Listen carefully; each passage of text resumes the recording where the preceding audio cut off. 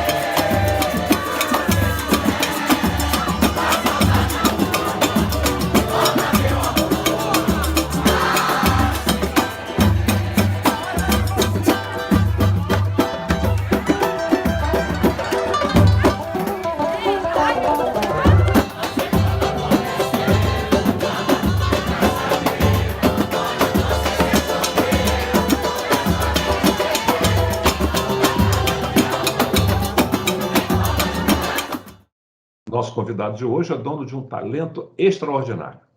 Nascido em Florianópolis, morou em Joinville e mudou-se em 2008 para o Rio de Janeiro, onde seu talento musical o tornou apadrinhado de um grande nome do mundo do samba, Marquinhos Diniz, da velha guarda da Portela.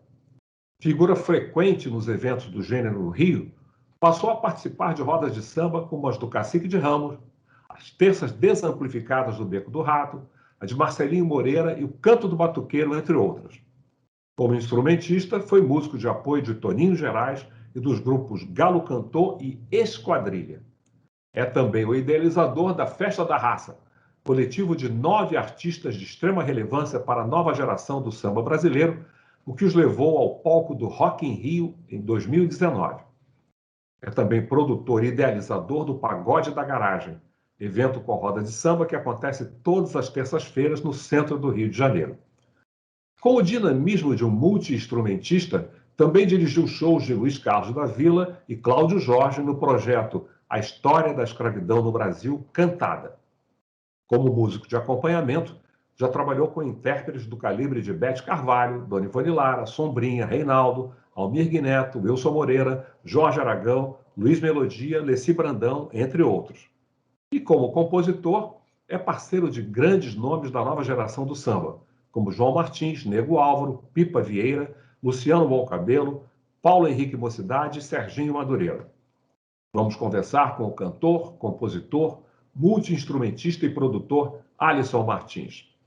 Alisson, é um prazer imenso para nós podermos recebê-lo aqui no nosso programa, assim, um jovem tão talentoso, com um currículo invejável como você. Mas a primeira dúvida que nos ocorre é a seguinte: você é de Florianópolis, como é que veio esse seu envolvimento com o samba? Florianópolis não é considerada exatamente uma área de sambistas?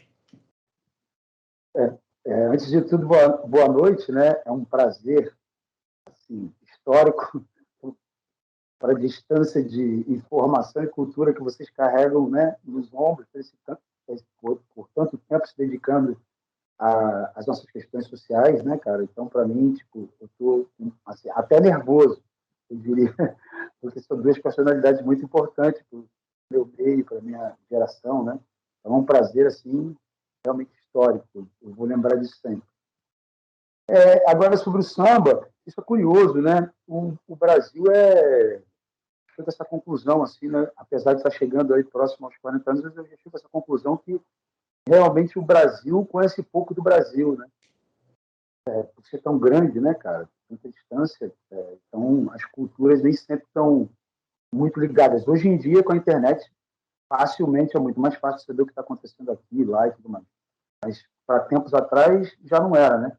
O samba em Florianópolis, cara, é muito forte, mas é muito mesmo. Assim. Eu diria que Floripa é a mini Rio de Janeiro, até pela praia, pelas favelas, tem uma construção realmente de infraestrutura bem parecida com o Rio, para seja uma ilha, né?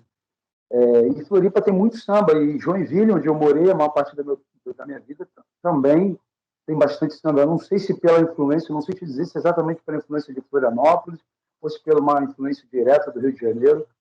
Itajaí é um lugar que também tem muito samba. Eu tenho parte da minha família, a parte da minha mãe, né, que é só a parte que eu conheço, na verdade, meu avô e minha avó, eles, o meu avô tem família em Itajaí. Itajaí é uma cidade muito negra. Tem a questão da região portuária, né, do trabalho braçal. Então, possivelmente, através do porto, tenham vindo essas informações do samba, do que acontecia no Rio de Janeiro, talvez na Bahia também, né?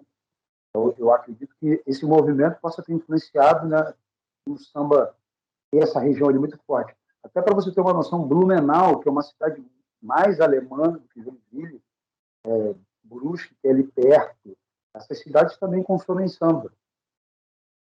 Não, claro que não dá para comparar uma proporção mercadológica como tem o Rio de Janeiro ou São Paulo, mas o mercado ali funcionando.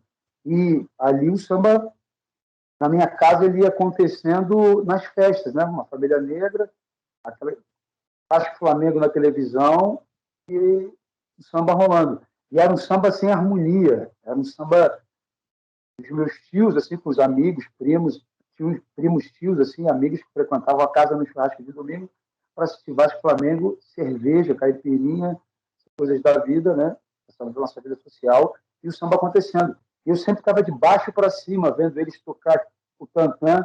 Era tantã, nunca teve um pandeirista certeiro, né? Porque para tocar pandeiro durante um bom tempo tem que ser, realmente ser profissional. Mas tinha isso, bater na garrafa, tamborim, e aquilo acontecia. E aí ali eu despertei para aquela coisa, eu queria tocar sempre com a mesma história dos mais velhos, querendo deixar as crianças fora disso, né? Mas foi aí que eu fui conhecendo o samba. E como é que foi, que levou você a se mudar para o Rio de Janeiro? Cara, o sonho mesmo com o samba e com a música, de forma geral. Eu sou formado em automação industrial, né? Eu saí muito cedo, fui pai com 19 anos, meu filho tem 20 anos, acabou de fazer 20 anos agora, dia 17 de setembro. E eu Então, já era músico. vocês andam juntos, ele é seu irmão mais novo, né? As pessoas acham. Ele era, parece isso mesmo. A maioria das pessoas não crê muito que eu já tenho um filho de 20 anos. A minha mãe foi maior de 16, inclusive, né? Histórias para a gente contar. E aí eu trabalhando, fui trabalhar cedo, porque fui pai cedo, tudo mais, essa responsabilidade. Eu não conheço meu pai, que é a parte branca da minha família, que eu não conheço, que eu não convivi, né? Então, para mim tinha uma responsabilidade de ser pai, né? Cumprir, assumir, tudo mais, todos os compromissos dessa vida familiar e tal, tudo mais, né?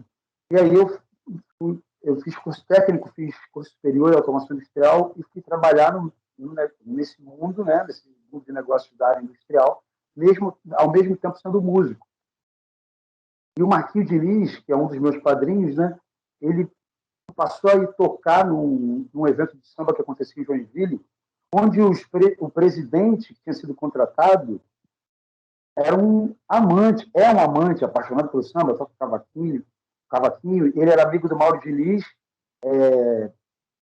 aí passou a levar o Mauro, o Marquinhos, o Monarco, a família Diniz, de forma geral, assim, em muitos eventos. Aí foi depois trouxe Reinaldo, Satã, foi levando tudo quase sombrinha, quase que todo o movimento do samba de raiz para Joinville. E eu era o músico que acompanhava essa galera, um, dois músicos, né? Pô, fiz shows com um dos carros da Vila com o Cláudio Jorge dirigindo, né? Então, coisas ficando na tua memória afetiva, na memória profissional ali, Em algum momento você resgata essa importância, né? E aí essa influência, assim, foi um fator determinante. Porque quando você está a quase 1.000 quilômetros de distância, onde tudo acontece, as expectativas de fazer daquilo uma vida profissional eram muito mais difíceis. Com a internet, agora eu vejo que, volta e meia, inclusive, falo com amigos de lá, né? Cara, a internet está aí, as possibilidades são outras agora, né? Hoje dá para a gente construir coisas em qualquer lugar do Brasil, né? Para todo mundo ver.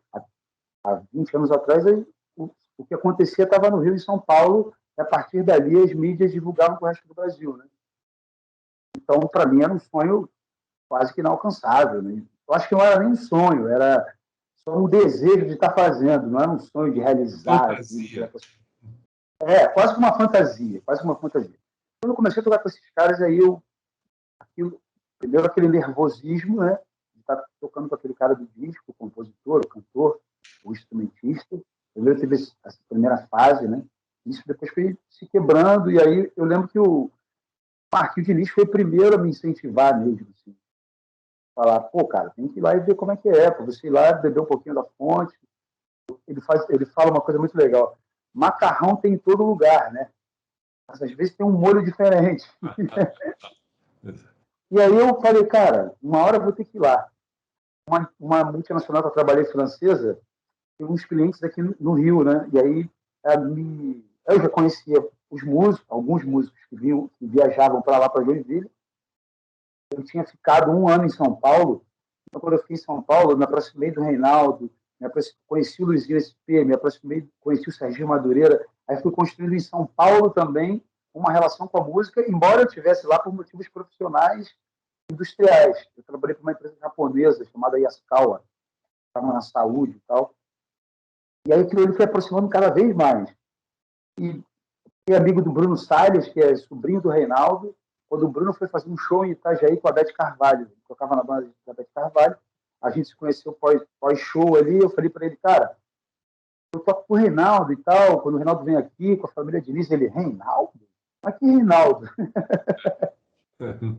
O príncipe do pagode. Eu falei, ele, cara, ele é meu tio, cara, meu padrinho mesmo, irmão da minha mãe. Aí eu, sério? E tal. Aí fiquei amigo dele ali. Aí quando a gente passou a se encontrar em São Paulo, ele tocando com a banda do Reinaldo, depois da Beth, a gente começou a conviver. Eu vim para cá visitar um cliente nessa fase posterior, sendo funcionário dessa empresa francesa. Vim visitar o moinho da Bung, que tem ali perto da Perimetral, que não é mais Perimetral, né? Eu vim visitar um processo ali industrial. E aí, vim quarta para voltar sexta, emendei e fiquei o fim de semana. E aí já conheci vários músicos.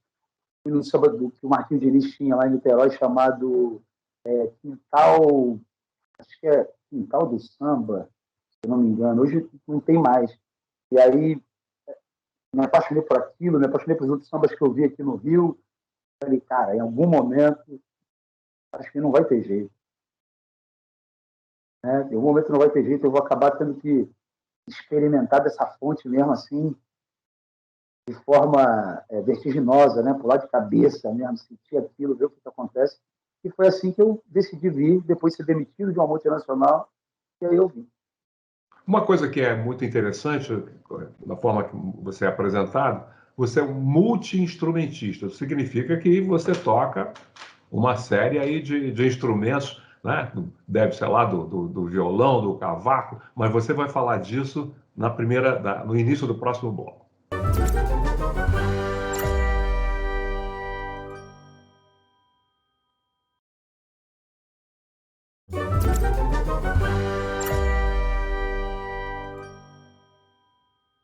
Alisson, então, como nós prometemos no final do bloco anterior, você é um multi-instrumentista. Que instrumentos você toca e como é que começou essa coisa de se tornar o que você se tornou? É uma pergunta de responsabilidade. A quantidade de músicos que eu conheço de extremo talento, fico até, né, pisando em ovos para falar sobre isso. Bom, eu comecei a tocar samba pelos instrumentos de percussão. Não comecei tocando harmonia. Era o que parecia, vamos dizer assim, mais, no primeiro instante, eu comecei a a me interessar pelos instrumentos musicais por 9, 10, 11 anos. Assim. Aí eu lembro de um dos meus vizinhos, a família dele é do futebol, né, do futsal e tal. Então, na casa dele tinha uns encontros, no final do ano, assim, que o time do irmão dele jogava fora de Santa Catarina, eles se encontravam lá e faziam um samba quase naquele mesmo estilo, sem cavaquinho, um pandeiro mais ou menos, cantando. E aí ali, e alguém estava tocando repique de mão. Né? Eu vi aquilo assim do meu lado, a gente garoto, né, vendo aquilo acontecer. É impressionante o som da repicada, né? Aí eu olhei aquilo e falei, caralho, bicho, isso aí, outro mundo, né? Outra coisa, né? Descobrindo aquilo. Aí eu comecei a correr atrás daquilo para tentar aprender aquilo. Não tinha instrumento. Aí na casa desse meu amigo, a gente tentava usar os instrumentos do irmão mais velho, tomando aquelas broncas de sempre, né? O mais velho nunca quer que as crianças briguem com os instrumentos e tal. Mas a gente começou a se movimentar e começou a fazer um negócio que os adultos, copiar o que os adultos faziam lá. Lá tinha, eu morava na Rua Floresta, na Rua São João, no bairro Floresta, lá em Joinville, era costumeiro ter a Folia de Reis no Natal. Lembra? Acho que é entre 25 e 30 de dezembro que eles visitam as casas na madrugada, comida, bebida, e a gente via os mais velhos fazendo isso, e a gente começou a pegar esses instrumentos e ir atrás deles. Quer dizer, você foi, de uma certa forma, autodidata. Autodidata, assim, né? Alguém te dá uma dica, você vai transformando a dica, né? Também não é do zero, né? Eu lembro que depois que eu vi esse repique de mão, na outra semana, o fundo de quintal tinha ido no Jô Soares. Aí a gente estava na casa desse meu amigo, eles tinham gravado, porque era o fundo de quintal, para ver a fita de videocassete depois, né? Da entrevista dos caras tocando. E aí, de novo, apareceu o repique de perto, aí era o Birari tocando. Eu vendo aquilo, cara, como é que ele está tirando aquele som? Como é que ele está fazendo aquela repicada? Aquilo, para mim, era uma coisa de outro mundo. Aí eu tentei, fui começando a aprender repique, fui aprendendo pandeiro, fui tentando aprender tantã, fui aprendendo as coisas meio imperativo, querendo tocar todos os instrumentos, aprender um pouco de cada coisa, né? Isso, em algum momento, foi problema, inclusive. Né? Vivemos uma geração que as pessoas dizem você tem que ser bom numa coisa só. Fazer muitas coisas não é possível. Né? Antes da internet, a lógica era essa. Hoje a gente já está se desconectando um pouco disso. Né? E aí ali começou a coisa, e daqui a pouco veio a harmonia, pegava um cavaquinho emprestado de um vizinho, que ganha um cavaquinho da mãe, e não sabia tocar, e fui mexendo, fui mexendo. Eu lembro de uma fase que aí eu ficava com o instrumento uma semana, fazia umas coisas. Né? Aí na outra semana ele pegava e ficava com ele, devolvia, sei lá, depois de 2 semanas, 3, ele me emprestava de novo. Nessa semana que eu estava assim, eu fazia umas raquetes para jogar ping-pong em casa. Né? A gente fazia, onde eu morava, a gente fazia em casa com madeira, assim, né? Eu tinha uma forma de papelão dessa raquete. Aí eu enrolei esparadrapo nela e eu desenhava as posições, eu desenhava as cordas. E quando eu não estava com o cavaquinho, eu ficava fazendo isso. Isso é ré, isso é dó, isso é sol, isso é lá, e ficava fazendo isso até ter o cavaquinho de volta. E aí foi me envolvendo com o cavaquinho. Aí um amigo descobriu os violões do pai, que estava no sótão de casa, 20, 30 anos, que ele não sabia que existia, descobriu 2 violões numa limpeza dessas de finais de ano. Aí os violões tudo empenado. Eu falei, cara, vamos dar um jeito nesse violão, vamos voltar, vamos fazer ele funcionar, tocar ele. Aí colei o violão, passei a estudar as notas ali, até que um tio meu que era músico, mais tarde, depois de um tempo que era meio distante assim e tal, não estava sempre na família, a gente voltou a se reaproximar da família, e aí os instrumentos dele ficaram mais perto. Aí ele acabou falecendo de um acidente, logo à frente, e deixou comigo uma guitarra, teclado, uma caixa de som, microfone e tal, e aí eu fui já mais para o caminho, entrando profissional da música, né? Agora é interessante porque você chega ao Rio e não leva muito tempo para você se integrar às rodas de samba, as principais rodas de samba, como o Cacique de Ramos. Como é que foi isso? Aí, então, aí são as coisas, né? Coisas de padrinho.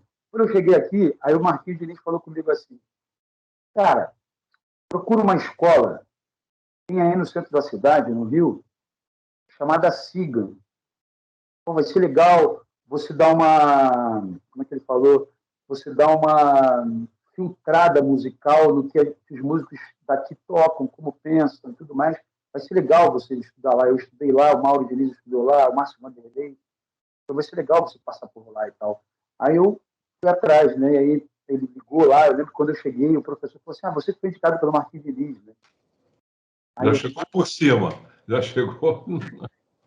podia ser bom ou ruim, né? Porque a cobrança já era outra. Também tinha isso. Mais expectativa. E aí, várias expectativas. Aí entrei naquela escola, cara, e aí comecei a me relacionar com os músicos, conheci alguns músicos do meio ali. Um deles é o Júlio Macabu, da família Macabu. E o Júlio era militar e músico, né? Logo depois o Júlio estava tocando no Cacique. Uhum. A gente se conhecia, tinha um gosto próximo, né? Conversava nas aulas. A gente não era nem da mesma turma. Eu era de um horário, eu trabalhava de dia aqui no Rio, logo depois que eu cheguei, eu arrumei um trabalho de dia para me manter, aluguel, essas coisas. E aí eu ia para aula à noite. Só que aí tinha dia que eu perdi uma aula da noite, eu ia lá e fazia a recuperação da aula de dia. Numa dessas aulas eu conheci o Júlio.